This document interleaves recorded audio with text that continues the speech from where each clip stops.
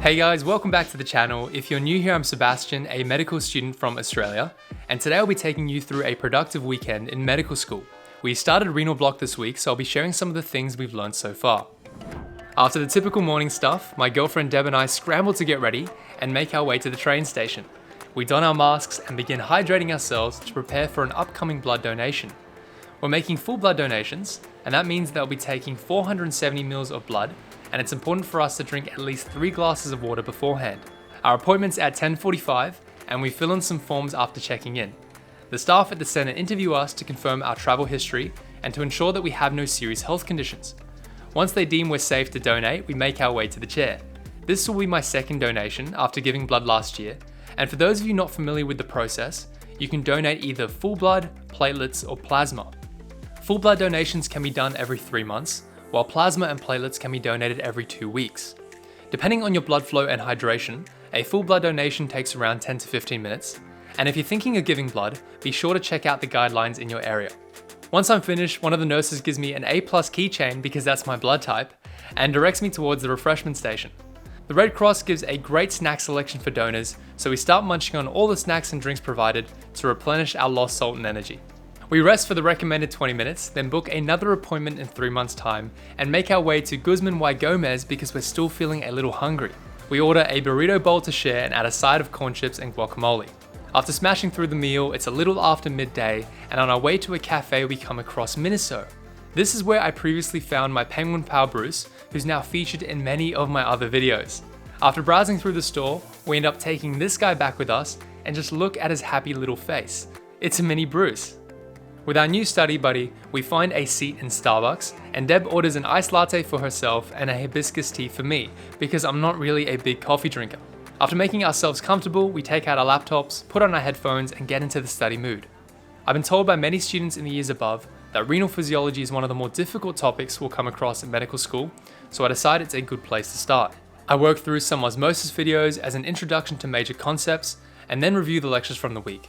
I try to make sense of each of the transporters in different parts of the nephron and spend a little too long wrapping my head around countercurrent multiplication in the kidney.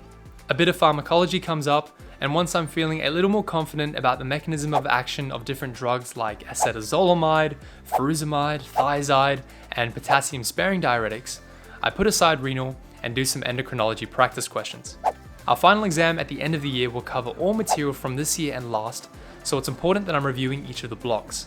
As I mentioned in previous videos, I like using past medicine for practice questions, and here's an example of one of the questions I worked through.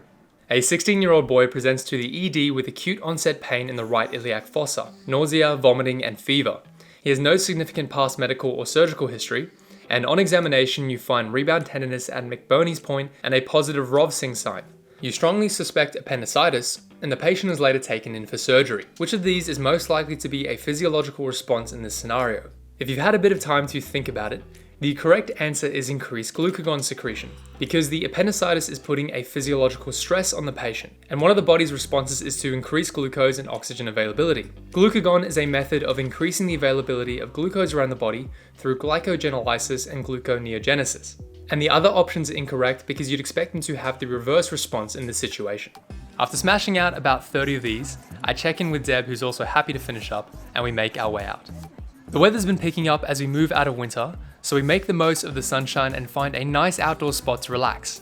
We chat about what we've been learning and some of the projects and assignments we've been working on. If you're someone who likes to study with others, I've always found it helpful to talk through the concepts after a study session. Not only is it a way to reconsolidate the material, but by teaching someone else, you're directly applying the Feynman technique. If you haven't heard about it before, it simply involves pretending that you're teaching a concept to a grade 6 student. And if you get lost along the way, go back to the source material and try teach it again. When it comes to learning, there's a difference between knowing something and knowing the name of something. For me in medical school, there may be plenty of pathologies and medical jargon that I can recognize, but unless I can put it into a clinical context, all this superficial recollection is rendered worthless.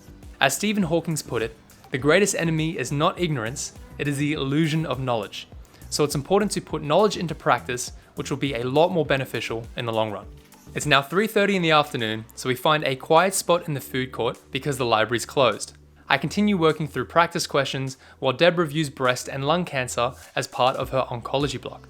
Unfortunately, the study session is soon cut short as the restaurant's about to open for dinner and a security guard asks us to leave if we're not ordering food. With this change, we decided the study can wait until tomorrow and head over to the nearby park to relax. I switch out the med study for a new novel paper, Towns, and call me a hopeless romantic, but a few months back I really enjoyed The Fault in Our Stars by John Green, so I decided to pick up another one of his books. After smashing out the first few chapters, we head over to the Oval Grandstands to get a better view of the sunset and watch the Oval morph into darkness as the sun dips below the horizon. I'm planning on meeting some friends later, and I receive a message from my friend Declan saying he's arrived. We head back to the meeting area and I decide to give him a little surprise. What the heck? Dude, I thought he was gonna get jumped by your shit. Deb heads back home and our other mate Alex arrives, and together the three of us head out for dinner. Burgers are always our go-to, so we make our way to Betty's Burgers. I order a double beef burger and the other boys do the same with some added fries, and we put aside any thoughts about excessive salt intake or atherosclerosis and enjoy the meal while catching up. Feeling pretty full, we head over to a cafe called Pichon for some post-dinner drinks. The time races by and before we know it, the cafe's closing and it's time to head off. I say goodbye to Declan and Alex, then catch the train back to Deb's house to watch some Netflix. Recently, we've been watching Signal, a Korean crime drama which has been super entertaining and addicting. So if you're looking for a new show and don't mind reading subtitles, I'd highly recommend checking it out. 2 episodes later, we head off to bed.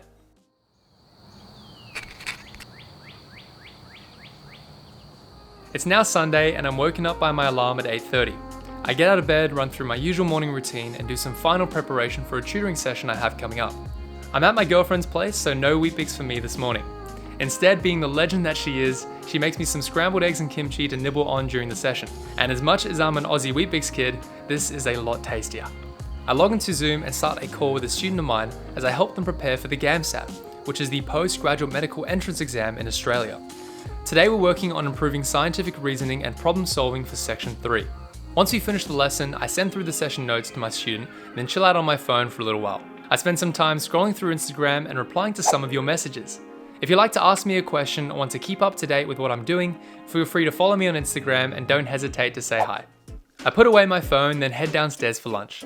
We're having homemade Taiwanese beef noodle soup, which is a delicious noodle soup made of stewed beef and tomatoes that is very popular in Taiwan. I got to enjoy some of it during my travels there last year. It's warm, it's hearty, it fills you up, and I can't wait till I get to go back to try more dishes.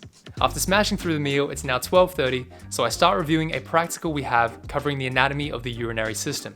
All our anatomy tutorials are currently being delivered online, which means we're unable to see the pro sections in person. It's been rather difficult putting all the anatomy theory into context, as I'm more of a visual learner and I like to learn through studying the pro sections. Fortunately, our online anatomy tutors have guided us through section images and diagrams, which have been a helpful substitute for the in-person experience. I have a spot test coming up in a few weeks, which will cover the anatomy of the gastrointestinal, endocrine, and renal systems.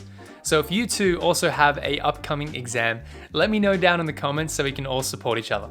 After spending a few hours revising some of the material we'll be tested on, I decide to call it quits and begin packing my bag. I'm meeting a friend later while Deb goes to the shops, so we head over to the station, hop onto the train, and make the trip home. Bye, Deb. My camera battery died, so I couldn't get any clips, but my friend came over and we spent some time catching up on each other's lives and what we've been getting up to during work and uni. Previously, with lockdown laws and social restrictions in place, I'd been keeping in touch with my friends online.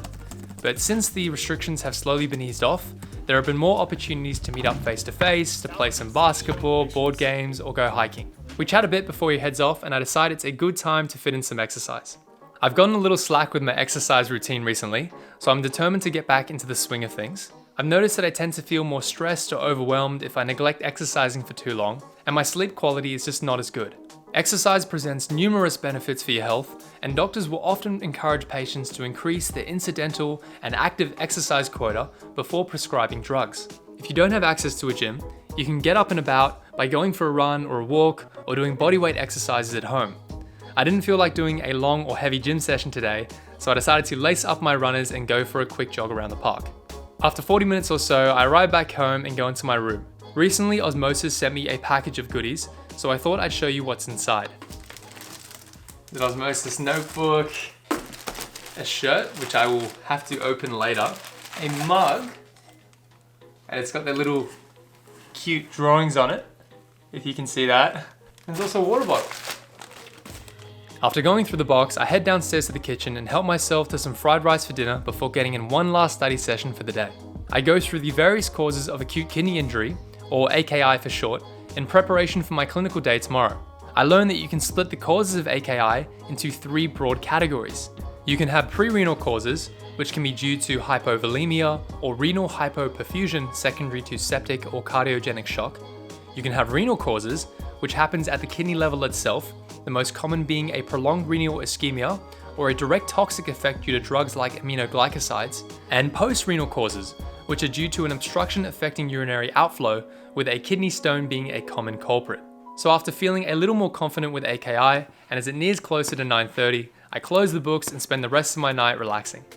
During this time, you'll find me either joining a Discord call and playing video games with some friends, editing an upcoming YouTube video, or watching Netflix. I mentioned this in previous videos, but it is so important to incorporate some free time into your everyday routine. The whole purpose of increasing your productivity and managing your timetable is to be able to free up time to spend with your family, friends, and hobbies. As it nears midnight, I chuck on my hoodie, brush my teeth, and head to bed. Well, that wraps up a productive weekend in medical school. If you'd like to see more of what I get up to as a medical student, or are looking for some study tips to boost your productivity, I made a custom playlist which you can check out. If you enjoyed the video, remember to hit that like button and subscribe to see more content like this. Thanks so much for watching, and until next time, this is Sebastian. Stay sharp.